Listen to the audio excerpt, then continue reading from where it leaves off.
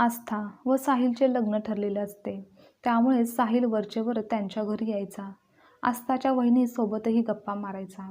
आस्थाच्या मनात वहिनीविषयी राग निर्माण झाला आणि त्याचाच बदला घेण्यासाठी तिने असे काही केले की वहिनी घर सोडून गेली. पण आस्थाच्या लग्नाच्या दिवशी वहिनीने जे काही केले त्याने तर आस्थाला माझे नाव आस्था आहे. मी साहिलसोबत लग्न करणार होते. आमचे लग्न ठरले होते. याचा मला खूप जास्त आनंद झाला होता. घरच्यांच्या इच्छेनुसार लग्न ठरले होते. माझ्या भावाचे नुकतेच लग्न झाले होते. माझ्या वहिनीचे नाव भूमी आहे. माझी वहिनी खूप दिसायला सुंदर आहे. तसंच ती नेहमी आनंदी प्रसन्न असते. तिला हसणे आणि बोलणे आवडते. वहिनी घरी आल्यापासून घरात वेगळेच छान वातावरण असते. माझ्या वहिनीशी चांगले जमत होते. आमचे नाते देखील खूप चांगले होते. पण एका गोष्टीमुळे माझी विचारसरणी इतकी बदलली की हे देखील मला माहीत नव्हतं. एके दिवशी साहिल घरी आला.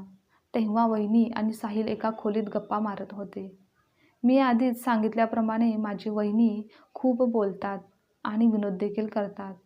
अशाच त्या साहिलसोबत बोलत होत्या. तुम्ही बरोबर आहात. अजून संधी आहे. तुम्ही स्वतःला वाचवू शकता. लग्न अजून झालेलं नाही. पण तसं झालं असतं तरी कदाचित मी ते सहन केलं असतं.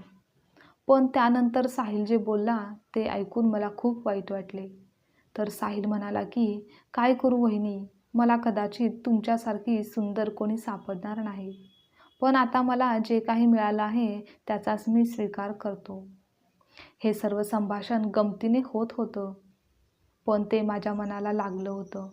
त्यावेळी मी हसून हे प्रकरण दूर केलं. पण आता ती गोष्ट मला झोपू देत नव्हती. मला अस्वस्थ करत होती. मला माहीत नाही की मी काय विचार करू लागले. मी स्वतःची तुलना माझ्या बहिणीशी करू लागले. मला तिचा आणि तिच्या सौंदर्याचा हेवा वाटला. एक छोटीशी गोष्ट माझ्यात एवढा बदल घडवून आणू शकते असं मला कधीच वाटलं नव्हतं. मी कशाचाही विचार करू लागले. तिला पण कसं रडवायचं याचा विचार मी करत होते. लग्नाच्या तयारीबरोबरच माझे मनही दुसरीकडे कुठेतरी भटकायला लागले. एके दिवशी वहिनी आईसोबत खरेदीसाठी बाहेर गेली होती आणि भाऊ घरी होता. मी माझ्या भावाला काहीतरी बोलण्याचा विचार केला की ज्याच्यामुळे त्यांच्यामध्ये भांडणं होऊ शकते. वहिनी जरा चिंतेत आहेत. मला त्यावेळी एवढं हवं होतं. पण माझ्या बोलण्याने त्या दोघांच्या आयुष्यात विष जाईल हे मला माहिती नव्हतं. भाऊ वहिनीला फोन करून विचारतो की कुठे आहेस आणि तू अजून घरी का आली नाहीस. वहिनी म्हणाली की मी आत्ता येतच आहे. दादा म्हणाला की मी आधीही तेच बोलतो होतो. तू फोन कट केला होता आणि मी ती गोष्ट पकडली. आणि दादाने फोन ठेवल्यानंतर मी म्हणाले की मला सुंदर मुलींच्या बोलण्यावर अजिबात विश्वास नाही. दादा ते काय लपवतात ते काय कळत नाही. शेवटी तो माझा भाऊ होता. मी जे बोललो होतो ते त्यांनीही धरलं आणि मला विचारू लागला की तू काय बोलत आहेस, तुला काही कळलं आहे का. तेव्हा मी मुद्दाम मला काहीतरी माहीत असल्याचा आव आणला आणि ते त्याच्यापासून लपवून ठेवलं आहे असं भासवू लागले. मी काहीच बोलले नाही. खरं तर मी हे सर्व असंच म्हणत होते. तेव्हा मात्र भावाने पुन्हा विचारलं. तेव्हा मी त्याला आणखीन त्रास दिला. वहिनीला याचा इतकाच त्रास होत असेल हे मला माहीत होतं. मी त्याला असे म्हणाले की भाऊ तुला काय सांगू, तू स्वतःच हुशार आहेस.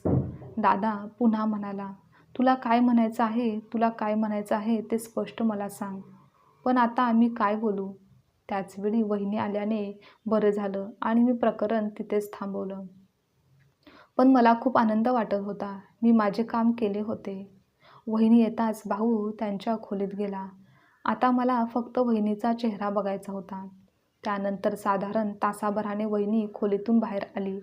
तेव्हा तिचा चेहरा सांगत होता की मी जे काही बोलले होते त्याचा परिणाम होत आहे.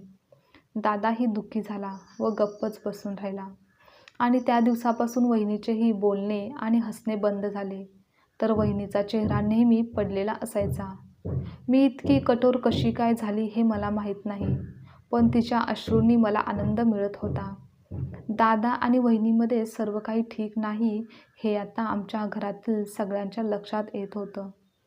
वहिनी आता माझ्याशी बोलत नव्हती, पण याचे मला काहीच वाईट वाटत नव्हते. एके दिवशी भाऊ वहिनीवर काही कारणावरून नाराज झाला. दोघांमध्ये बराच वाद झाला, भांडणे झाली आणि दादाने रागाने सर्वांसमोरच तिला घर सोडण्यास सांगितले. तेव्हा आई-बाबा म्हणाले, "काय झालं आहे? काय बोलतो आहेस? तू असा काय करत आहेस?" पण तो तेव्हा काहीच बोलला नाही. वहिनीला त्या गोष्टीचे मात्र खूप वाईट वाटले आणि वहिनी घर सोडून जाऊ लागली. आई तिला थांबवत होती, तेव्हा वहिनी माझ्याकडे बघत होती. पण मला ना वाईट वाटले ना मी त्यांना थांबवले आणि मग वहिनी तिच्या घरी गेली. आता लग्नाला अवघे 15 दिवस उरले होते आणि वहिनी घराबाहेर पडल्या होत्या. आता घरी आई, भाऊ आणि बाबा बघून मला थोडं वाईट वाटायला लागलं होतं. पण आता मी काही करू शकत नव्हते, कारण प्रकरण खूप आता पुढे गेले होतं. खरं सांगायचं तर गोष्टी इतक्या टोकाला जातील याची मला कल्पना नव्हती. लग्नाच्या वेळी कार्यक्रमामध्ये वहिनी दिसत नसल्यामुळे सगळ्यांनाच धक्का बसला होता. पण त्यामागचे जे कारण होते ते सविस्तर कसे सांगणार होते. घरातील वातावरण बदलले. सगळे भावाला विचारत होते काय झालं, पण तो पण काही सांगत नव्हता. घराचे सौंदर्य नाहीसे झाले होते. लग्नाला 2 दिवस बाकी होते आणि वहिनी अचानक परत आल्या. वहिनीला पाहून आई खुश झाली. पण मी अजूनही माझ्या वहिनीशी बोलत नव्हते. पण मी तरी कोणत्या तोंडाने बोलणार होते? माझ्यामुळेच वहिनी खूप नाराज झाल्या होत्या. पुढच्या क्षणी वहिनी स्वतः माझ्याकडे आली व म्हणाली की, "तू आली आहेस?" ती हो म्हणाली. मला वाटलं की तू येणार नाहीस. त्यावर वहिनी म्हणाली, "हो, मी आली नसती तर तुला कोणी तयार केलं असतं." वहिनीचे हे सांगताच, ती तसं बोलताच मी रडायला लागले. वहिनी म्हणाली की, "मला तुझ्या भावाच्या बोलण्याचे वाईट वाटले नाही, पण तुझ्यामुळे मी हे घर सोडले.